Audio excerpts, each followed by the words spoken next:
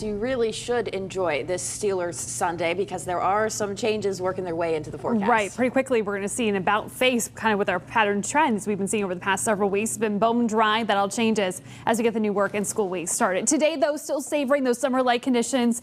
It is going to be warm. Late day tomorrow, we'll be dodging a few showers across the region just as fall officially begins at 2:19 in the afternoon. That leads us to an impact day Tuesday with off and on rain, as rain will be falling during both commutes. A lot quieter on satellite and radar here this morning. Some of you south of I-70 saw some much needed rain, even some slow moving thunderstorms. Those are out. A lot of the clouds are also being pushed out here as we get the day underway. Checking out your 4-day forecast, certainly feeling like summer as we go through this afternoon. We're expecting a high of 83. Here's how we'll get there. Starting off with a gorgeous sunrise this morning as those clouds continue to thin out over the city of Pittsburgh. We should see mostly sunny skies as early as 11 o'clock this morning. That will last into the early parts of the afternoon as temperatures continue to climb into the lower 80s. Then we get tossed a few more clouds late in the day, but we do stay dry during daylight hours. Not so much tomorrow. Getting out the door is not going to be a problem.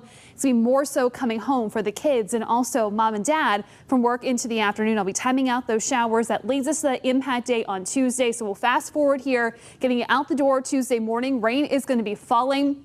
Keep in mind, with some of the steady rain, also the ground that is rock hard after weeks of no rain, we could see some of that water starting to pool. So that could be an issue when it comes to ponding for both the morning and evening commutes. Easily, we can get about a ½ inch to 3/4 of an inch of rain on Tuesday. And still more is to come with some isolated showers on Wednesday and even more through week's end. Let's go through the next 24 hours here. You can see those clouds continue to work their way eastward. Spots in the Laurel Highlands last to see the sun poke through into the early parts of this afternoon. Then we go partly cloudy into the second half of the day. May see a shower or two trying to fire up coming out of the mountains of West Virginia, sliding into Fayette County. But overall, that's going to be very localized. We'll watch what arrives out of eastern Ohio after the sun goes down. As those showers and even few embedded thunderstorms start to break down, it could produce a brief shower, potentially up near Beaver, even Newcastle, closer to midnight tonight. All quiet, though, as you get out the door tomorrow morning. But again, the rain gear will come in handy as we will see showers showing up as early as noon, especially up towards the north.